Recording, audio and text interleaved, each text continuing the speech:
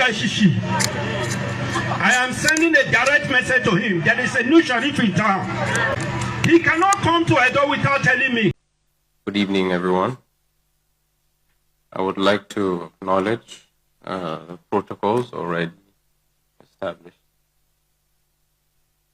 On behalf of the Hi guys, welcome back again. Wahala no dey finish. So the big man himself, Peter Obi, was in Nsuka University today, where he gave the students over 15 million naira and also taught them how he was able to build a full teaching hospital while he was the governor of Anambra State within 2 years. That is massive. Meanwhile, the governor of Ekiti State, Monday, whether okpebholo they call the guy, he don't give Peter Obi strict one. He said he no wan see Peter Obi for him state again. Say any day when Peter Obi come in state, say anything wey he see na him go take.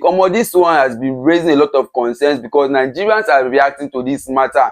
This is actually a political move by this so-called Monday, whether okpebholo they call the guy. So governor of Ekiti State, a lot of people are saying that this is just a mere political move which is making, Peter Obi, a harmless visitor who came to commiserate, with the people of Ekiti State, a couple of months ago, was, under a heavy critics by the state governor when he left, stating that Peter Obi did not obey the protocols, of the state or the protocols which he was supposed to observe before coming into the state. You understand? This is the second time he's making this statement, in a row. Meanwhile, the former president of Nigeria's son, who recently passed away, came out to thank Nigerians. He thanked the president, or the president of Nigeria, Tinubu, thanked the wife, thanked, the Senate, and most importantly, thanked Nigerians for, forgiving his father all the atrocities when him papa don't commit when he be there alive and when he be the president of Nigeria. The guy say, thank you. He's saying thanks to Nigerians. Nigerians has also seen it as one of the most humble thing he has done so far because according to them, President Buhari Son, is one of the most humble Nigerian presidents so far. Unlike the arrogant, according to Nigeria, say unlike the arrogant Sheyi, whether na Sheyi Tinubu, everything they call him Tinubu son. You understand? Where they waka up and down with him father. Be like say he want to inherit the presidency. Say na Milokan. Now so it be. I'm going to be playing the first video for you guys to watch. Watch it from the beginning to the end. And after this particular video, I'll be playing the next video of the governor's statement. The guy came out with a full chest. They blast Peter Obi. He talk say make Peter Obi no near in state again. Say any day when he come here, say insecurity is not guaranteed. This is a national threat that needs to be addressed. It's high time these governors begin to, speak with humanity. The way he spoke as if he was talking to, someone who doesn't have that impact. You're talking to someone who commands a whole lot of influence, who came to your state not just because of the influence, not for political move, but to help the people. We saw what happened in Ekiti State. There's a lot of, migrants. Is it migrants they are called there? All these people that are being displaced by, Boko Haram, issues and terrorism and all of that. These people, they have IDP camps over there. Peter Obi when they donated food items and all of that. And, the thank you he could say, is to come out and say that Peter Obi should never come to the States again. Even when Peter Obi gave like 15 million naira, and gave them a whole lot of other gifts and all of that, to ensure the health of the people are being catered for. The big man could only see it as a political move. This is Nigeria where leadership is not appreciated. Watch the video and see the moment he was welcomed by the students of Nsuka. The joy be here. The big man has promised to donate nothing less than 100 million naira to the school for school building. Watch the video to the end, smash the like button and stay tuned because after this one I go play you the video of the governor and the trash way he talk with his mouth.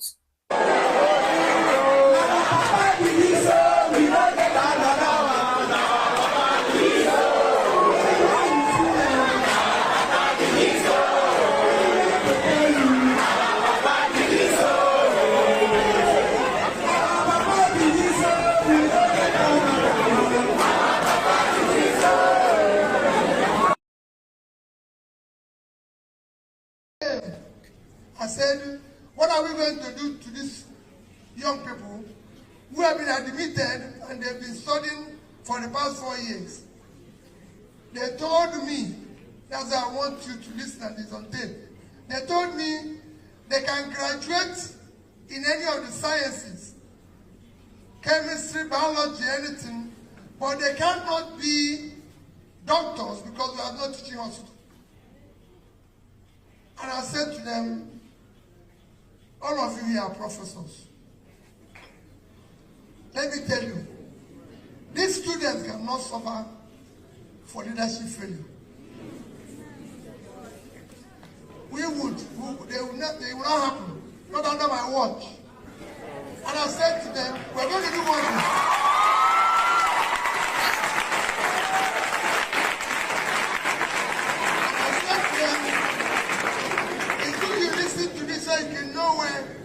I said to them, allow me to build a teaching hospital in the next 2 years.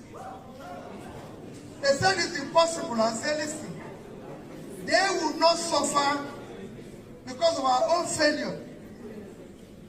After arguing with them for about over 4 hours, the lead team,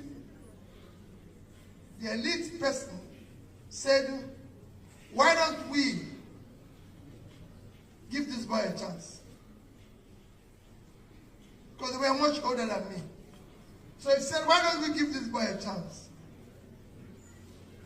And they said, okay, we're giving you 2 years, which I said you'll deliver. When they left, I invited all professors of medicine from Anambra State, which some of them came from here. Professor Abuaka, Professor, I remember all their names and everything. Some of them are still here even teaching. I said, you must all come. They came about 20, almost 30 of them. P2B doesn't spend money. But I can tell you, I'm supporting a school of nursing in nsuka where there's no such thing, with over 150 million naira. I gave them just about 70 million in the past 2 weeks. For me, that's what money is meant for. Money is not meant for P2B to go and take title and change his name that God gave him. My name is P2B. If you call me Okute, that is your own business. But I'm not going to give you money for it. So there's no time to stop making money. But there's a time to start using it to help other people who are there. I've not left what I'm doing, and I'm what you can call a politician. But for me, you have to be a humanist. You have to look at now, how many people can you build? What are you going? Still on the matter where they sub, guys. So you've actually seen the moment P2B was welcomed. You know, it was filled with electrifying moments. You could think that this was a celebrity or someone like, you know, Davido, Wizkid, and Burna Boy in the venue. I mean, you can see the excitement. This is when, you know, a true leader is around. You will know it. You can feel his impact coming there to donate over 15 million naira and promise the institution, you know, a whooping 100 million naira. This is, you know, P2B for you. He's not doing an eye service. He's used to it. He's been doing it. You know, you at the last clip you saw him talking about how he has, you know, literally built, you know, a teaching hospital in 2 years. And somebody like Reno Mokri will come out one day to start making a whole lot of statements. I call that guy Reno Mokri because at this point in time, he doesn't have anything to offer other than making mockery of himself anytime he's out there. You know, he's always having P2B in his mouth, talking about how P2B did this, how P2B did that. Tomorrow he will come out and say that P2B donating 15 million naira, which he has never done in his entire life. You know, it's being political. Nigeria is very funny. It's a funny place, you know. But then, let me show you the next video of, you know, the big man, Monday, Pablo, whatever he's being called. I don't know whether Pablo or whatever is being called, who is giving strict warning to P2B, who is, you know, bigger than him in all aspects. I mean, this man, APC, has actually destroyed Nigeria to the point that we don't understand leadership anymore. We don't know when a leader is doing the right thing. You know, we'll term it eye service. We term it being political. Meanwhile, 2027 general election is far. It's almost like 2 years time, and you know, this is not political. If it was political, it would have waited like Atiku, waited like Dino Milaye, them, those kind of calibers who will wait until 2027 general election before they will now fly all the way from, you know, wherever they are down to Nigeria and start sharing maggi and salt and, you know, rice to people to gain their loyalty and all of that. And buy their vote in one way or the other. He's doing this thing because he's been in Nigeria. You understand how Nigeria works. You understand the problems in Nigeria. And, he's ready to work to fix the problems of Nigeria. And I am sure, I'm convinced beyond reasonable doubt that if Peter Obi become the president, he will not stop until Nigeria is fixed to, a perfect, place. Let me play the video and hear what the big man has to say, because Nigeria don't finish this man. Watch the video, guys, and I'll be right back. The man will say no gashishi. I am sending a direct message to him. There is a new sheriff in town. He cannot come to Edo without telling me, because his security will never be guaranteed. Whatever happens to him when he's in Edo State, he will take it. I am serious about it. He came the other day and donated 15 million. Somebody will say, no, Gashishi, why get 15 million to donate to people? By the time he left, there was crisis. 3 people died in Benin. So for that reason, tell Obi he should not come to Edo without telling me.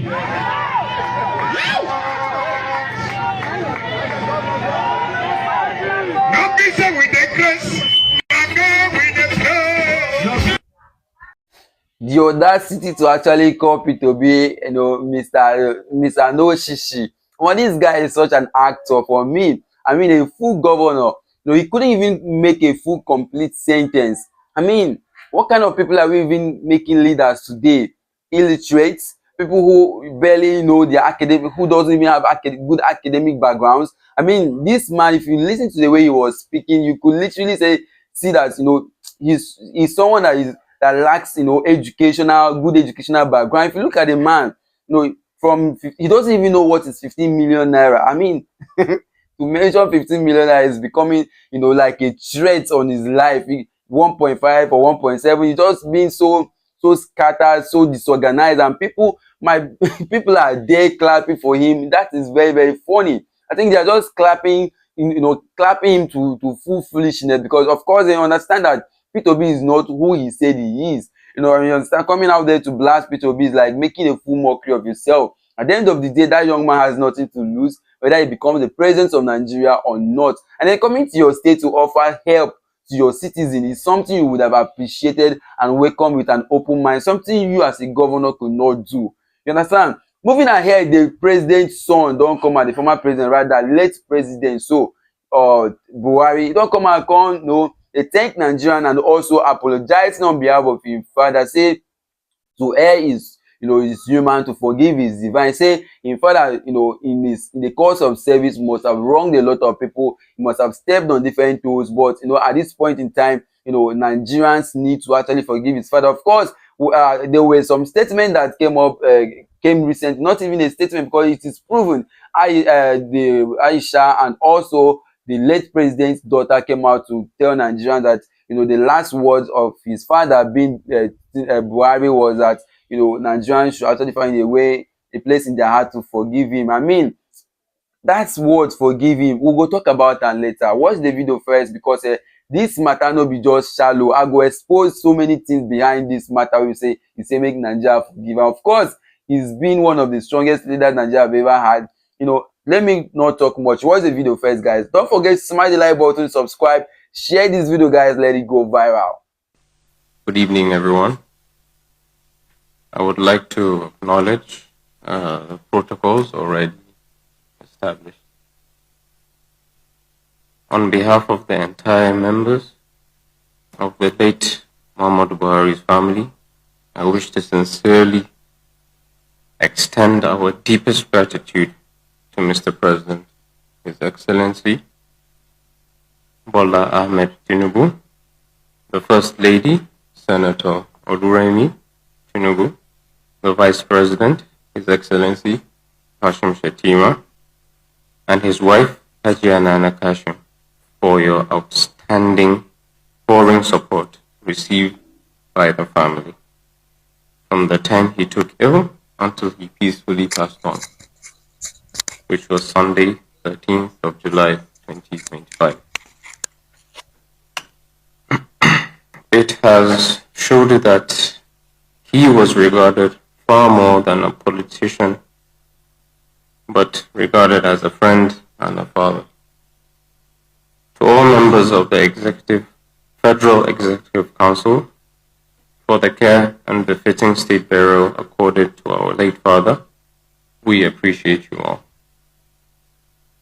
I also wish to thank the Senate President, Speaker of the House of Representatives, and all the distinguished and honorable members of the National Assembly for honoring the memory of our late father during the state burial in Daura. I will also not forget to mention and convey our appreciation for the support from the Attorney General of the Federation and members of the Judiciary, Honorable Minister of Foreign Affairs, the Nigerian High Commission in London, the Governor of Kaduna State, Borno State as well, and all his colleagues for identifying and standing firmly with us during this difficult period.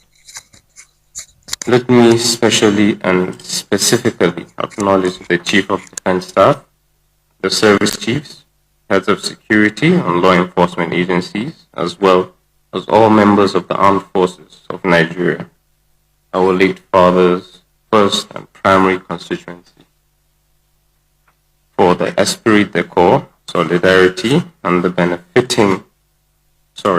befitting military burial given to our late father. Finally, we thank all members of the diplomatic corps, traditional and religious leaders, political associates, friends, family members, the press, and indeed all Nigerians at home and in diaspora for the numerous calls, messages, condolence visits, and prayers offered for the repose of the gentle soul of our departed father. Your visits, calls, and prayers symbolize the great honor to the memory of our late father, and we're sincerely grateful for all the support and solidarity extended to the family. May Allah continue to bless us all and to bless all of us. Thank you, Daddy. Thank you, Daddy. Thank you, Daddy. May Allah continue to bless, to guide and protect you throughout your tenure successfully. Long live Mr. President, and long live the Federal Republic of Nigeria. Thank you.